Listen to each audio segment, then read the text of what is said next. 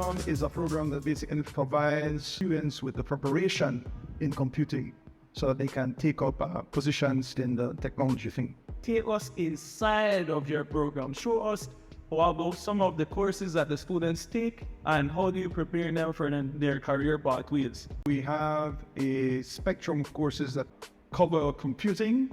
Our program is hardware and software based. It has a strong computer science base. Students will take courses like programming, systems analysis, fundamentals of hardware, fundamentals of networking, algorithms, cybersecurity, programming languages, etc. We prepare the students not only with that strong computer science base, but we also prepare them with the practicum so that when they go out, they can do the work required to provide information technology solutions. You know, of course, some of these students want to know how you could prepare come into this IT program. What are some of the expectations that you may have and what can they expect when they enter into the IT program? Our program is, like I said, a computer science based program.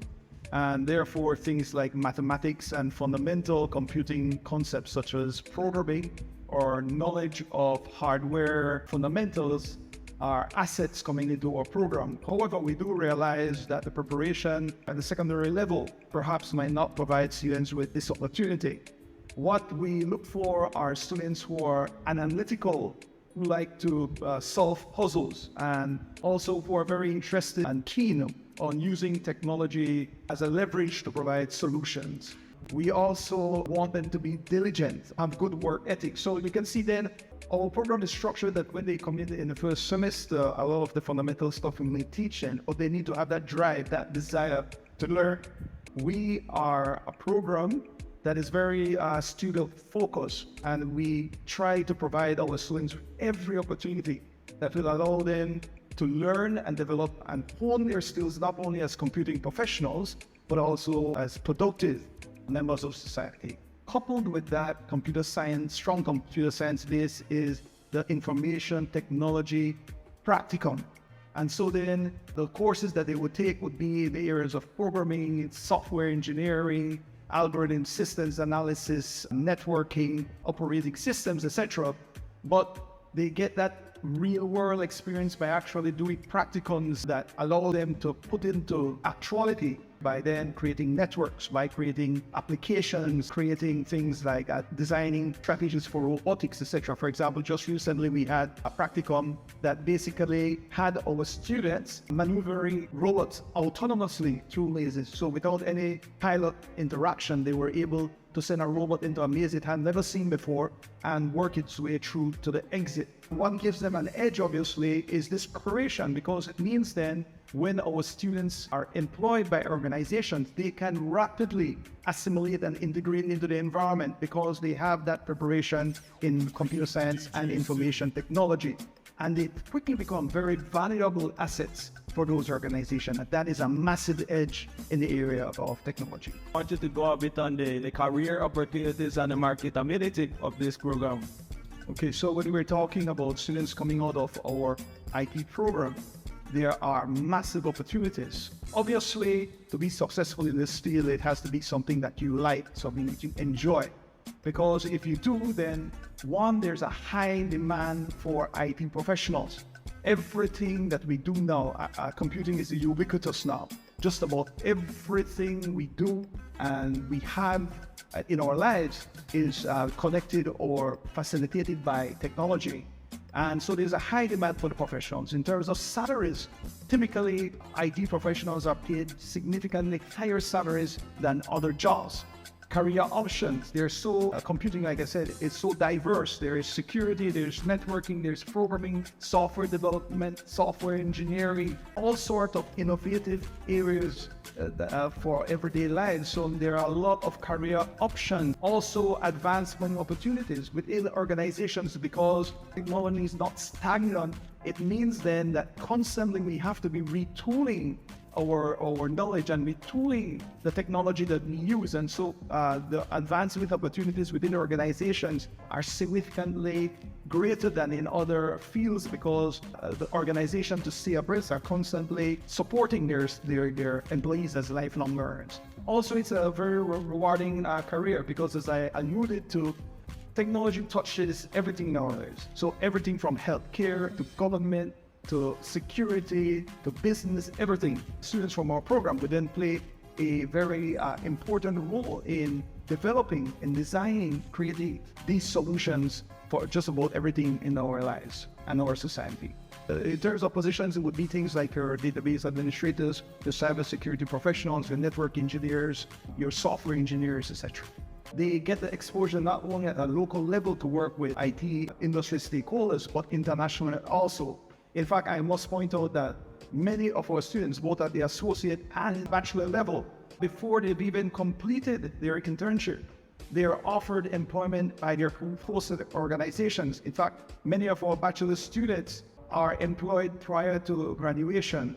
Also, we have many of our IT students who, during their course of studies here at the university, they are employed by local and international organizations because during COVID, the need or the realization that remote work is very, very viable. It means then a lot of the work our students do can be done remotely. And so even while they're going to school, they're already employed. So there are massive opportunities for our graduates and even for our students while they're studying. An important thing to note is that our program is a very strong program. Our students, once they complete their bachelor's degree here at the University of Belize, they have had no issues. They seamlessly matriculate into institutions in Europe, North America, Asia, all over the world. Most of the top organizations that are very technology-based, or even the medium and small size organizations, you will see many of those persons who are running those technology units, who are creating the innovative solution that we see in our Belizean society on a daily basis, are UB graduates. And so in terms of the local and international impact, you can see then that our program prepares our students at a level that cannot be compared. What are some words of encouragement that you may have for people that have the plans to study or to advance their career at the University of Belize? Encourage you to come to the University of Belize, where you will be able then to hone your skills and maybe find your passion. Not only will you be able to acquire that knowledge and skills, but even before you've graduated or while you're going to school, you can have employment both locally and internationally. So you're getting that exposure very early on. Unlike other programs, we're not static. Technology constantly changes, and a lot of it is cutting edge information that we discuss with our students. So come to the University of Belize.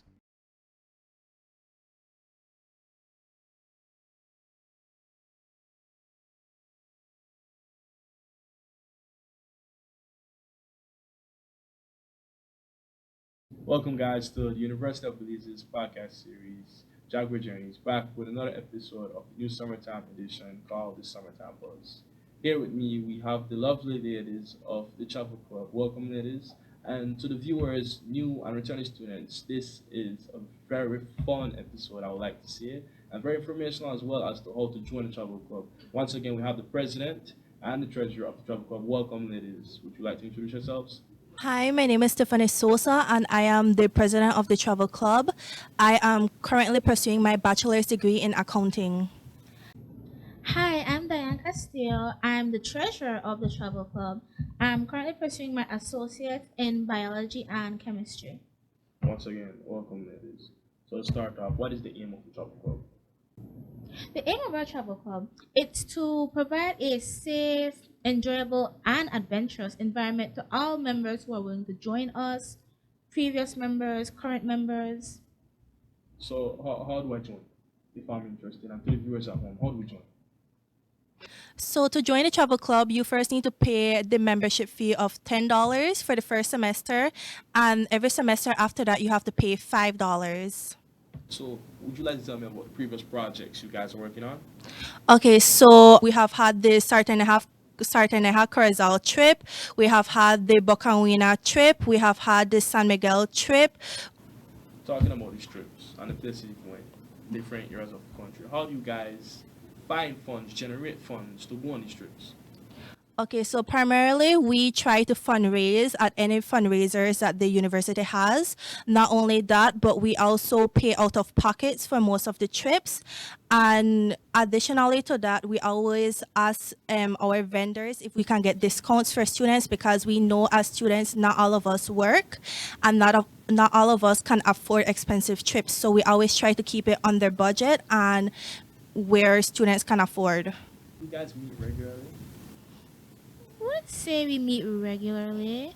Mostly it's us as executives who meet up and discuss what we're gonna do on our trips, how we're gonna go about getting money, and all types of information like that. But anything that we discuss, it's always related to a group chat that we have with all of our current members. Yeah, and we also put polls and surveys to know what our club members want so we can plan towards those trips that they want. What makes the travel club stand out, or what would you think others would want to join a travel club? Okay, so the main aim is to travel with new members and new students to different unique locations that they may have not heard of or go on tours that they have not been to, like our Scarlet Macaw tour. We went on a Scarlet Macaw tour, we went hiking, and we went to look for Scarlet Macaws. And we also go on different unique tours like the Bocawina zip line. That is known as the longest zip line in the country. So that was an achievement for the travel club to go on that tour. As we continue with this lovely conversation, ladies, we'll take a short commercial break and we'll be right back.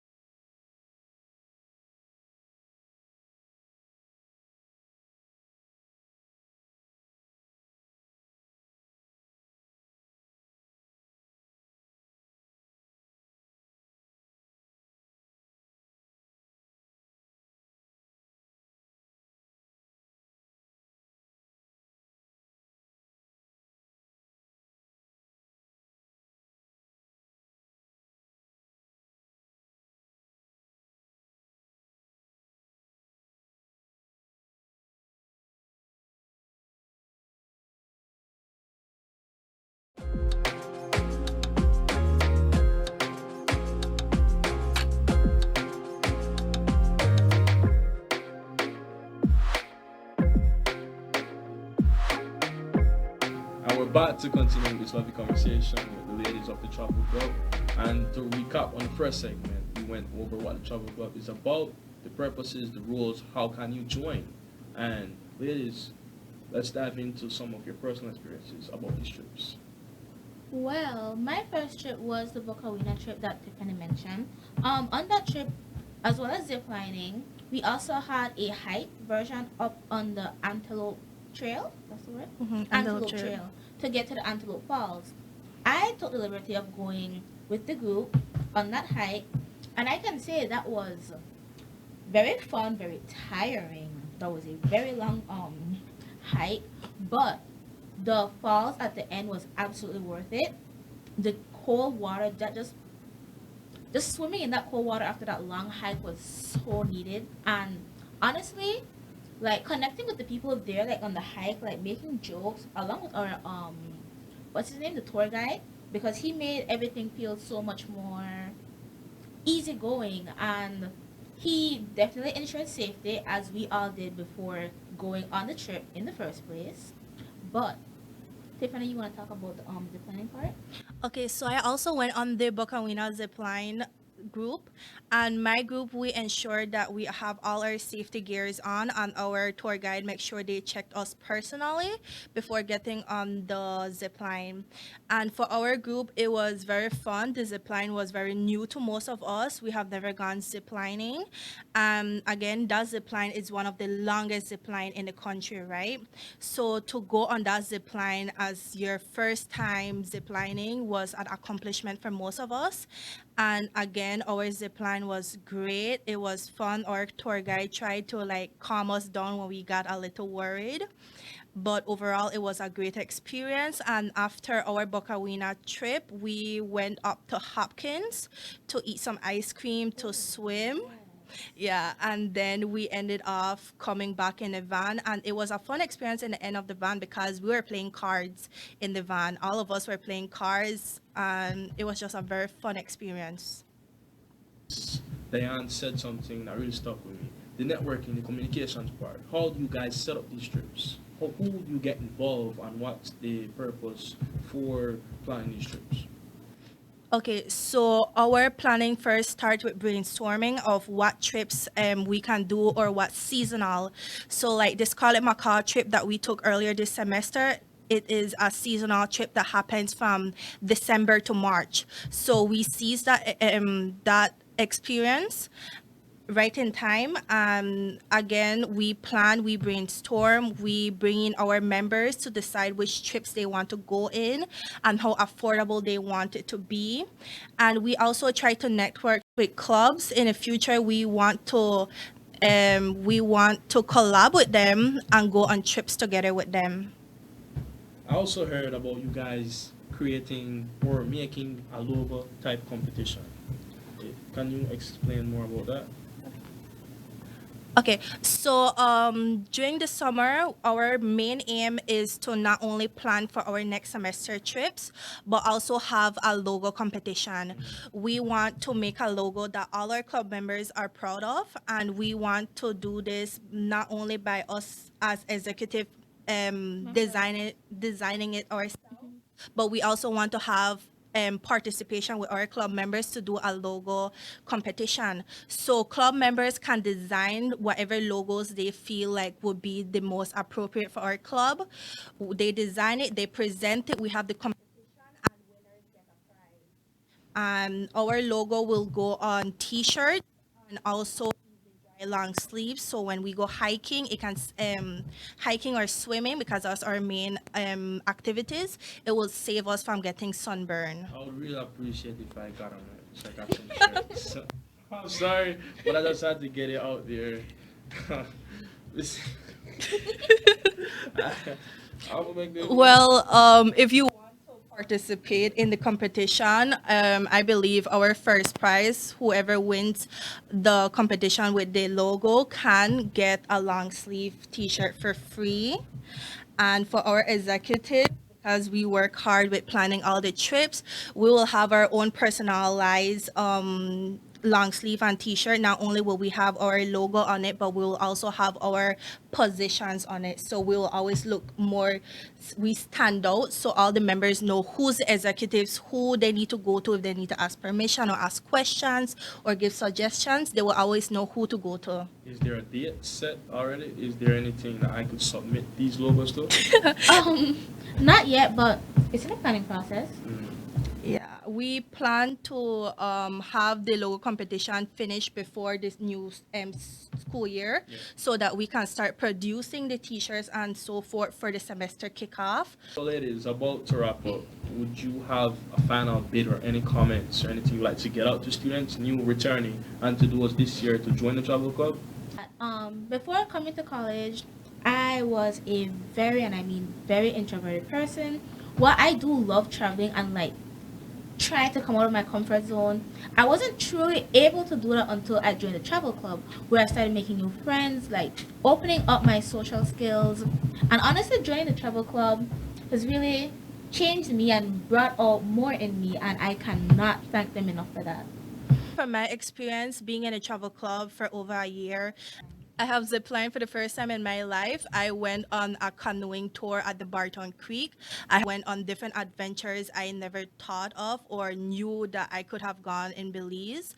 And I have met a lot of new persons in the club because our club is not only based in Bamapan. We have people from Belize City, Punta Gorda, San Ignacio, and everyone just comes together in the club. And we also have like interns that come. Like I remember once we had a German person came on the trip and he was introducing us to his culture, his music. Culture, that was Yes. so interesting. And that's great for the viewers and those to know that people of all cultures, backgrounds are welcome.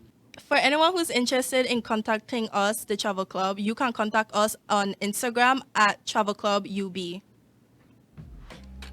So ladies, again, thank you for coming out and spending your time with us on this new episode. And to the viewers at home, don't forget, every Sunday we air a new episode at 8 p.m. Like, comment, share, subscribe. Once again, don't forget to join the journey.